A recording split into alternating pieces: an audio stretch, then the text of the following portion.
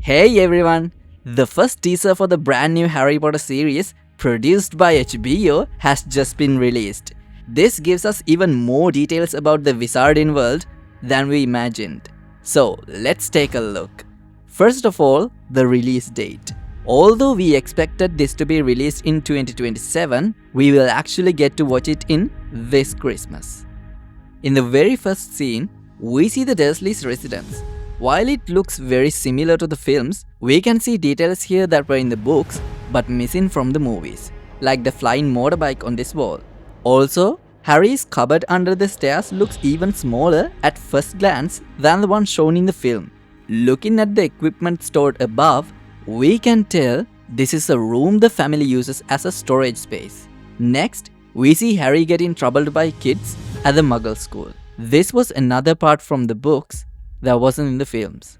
There, we also get to see Dudley. Right after that, we get a close-up of Harry. Did you see his scar? In this version, they've placed it toward the side of his forehead like in the previous films, but they've flipped it.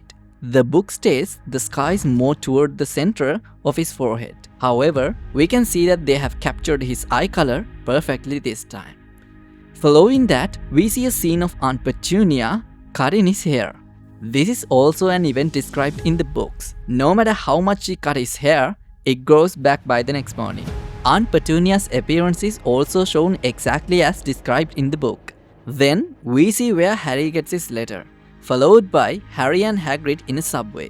They must be on their way to King's Cross. Hagrid's size is depicted perfectly. Although Nick Frost seems to be capture Hagrid's kindness well, his voice feels a bit unfamiliar. Your parents were the kindest, bravest people I ever met.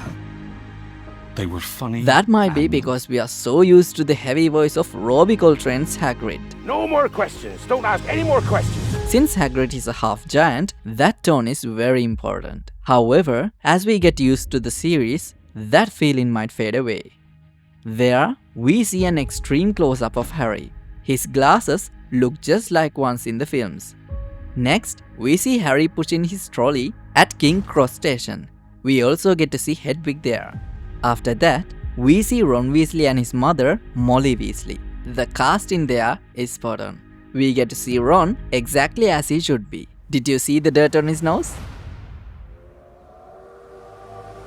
From that point on, we see them at Hogwarts.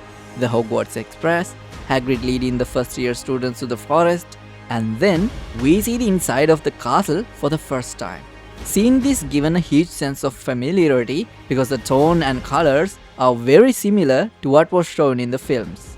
But at the same time, there is a slight difference. Also, speaking of classrooms, those shots feel more cinematic and look larger in scale. Among these scenes, we see McGonagall and the Sorting Hat. Then we see a scene with Harry, Hermione and Ron all together.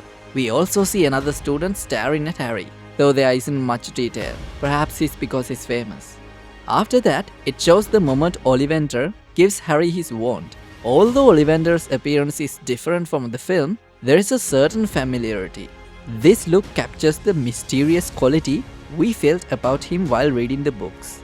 Then we see various scenes of Hogwarts. Malfoy, Crabbe, Goyle, the Nimbus 2000 broomstick, and the Quidditch match against Hufflepuff. Let's see who you are. Then we have the herbology class, where we see Hermione and Neville. At the same time, we see the three of them playing in the snow. According to the book, they are playing with Fred and George here. We'll get to see that later. Then we see a quick sequence of Hagrid making a snow angel, the staircases, and after those quick flashes, we see our first glimpse of Severus Snape. Although his look doesn't quite match the book's description, we can see there has been a change in the casting. I won't say much about that. Leave a comment below about what you think of his casting.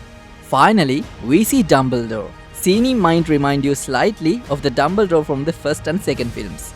He also had that calm appearance, but since a major event isn't shown here, it's hard to say for sure. So, leave a comment below about what you think of this upcoming new series. We will likely see many things in this series that were only in the books and not in the films. So, thanks for watching. Subscribe to Filmist to watch more. I think we can expect great things from you.